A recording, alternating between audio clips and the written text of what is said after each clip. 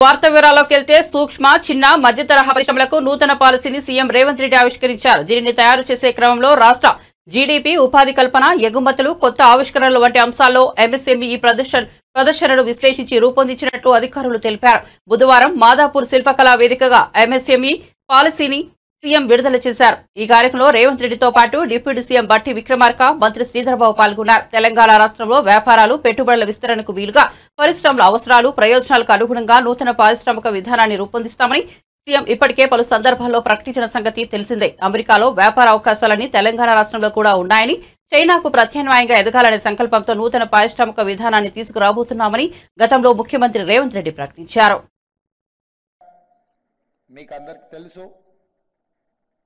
ఈ దేశం పివి నరసింహారావు గారు ప్రధానమంత్రి కాకంటే ముందు క్లోజ్డ్ ఎకానమీ,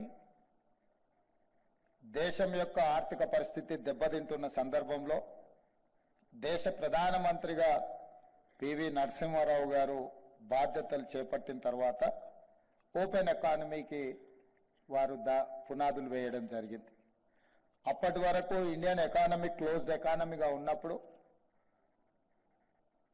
అంతర్జాతీయ స్థాయి పెట్టుబడులు కానీ, వేగంగా పరిశ్రమల విధానం కానీ రాలేదు. స్వతంత్రం వచ్చిన తర్వాత ఎడ్యుకేషన్ రెవల్యూషన్, అగ్రికల్చర్ రెవల్యూషన్ వచ్చింది, కానీ ఇండస్ట్రియల్ రెవల్యూషన్ని మనం సరైన విధంగా అందిపుచ్చుకోకపోవడం వల్ల పరిశ్రమలను ఏర్పాటు చేయడంలో మన దేశం కొంత వెనుకబడ్డది.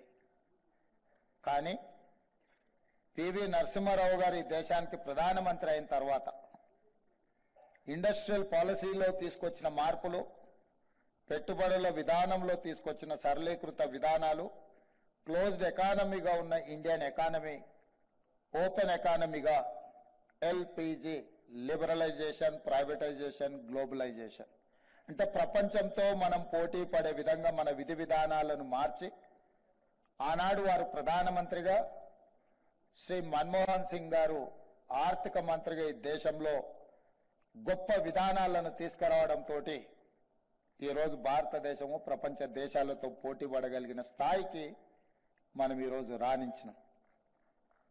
ఆ పివి నరసింహారావు గారు మంతని శాసనసభ నియోజకవర్గం నుంచి వారు శాసనసభ్యులుగా పనిచేసి తెలంగాణ రాష్ట్రానికి ముఖ్యమంత్రిగా ప్రాతినిధ్యం వహించారు.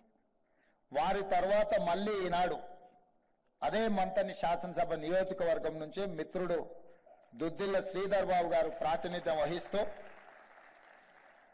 ఈరోజు తెలంగాణ పారిశ్రామిక విధానాలను దళితులకు, గిరిజనులకు, మహిళలకు అందుబాటులోకి తీసుకొచ్చి వాళ్ళకు ఇన్సెంటివ్స్ ఇవ్వడమే కాకుండా వాళ్ళను ప్రోత్సహించాలి.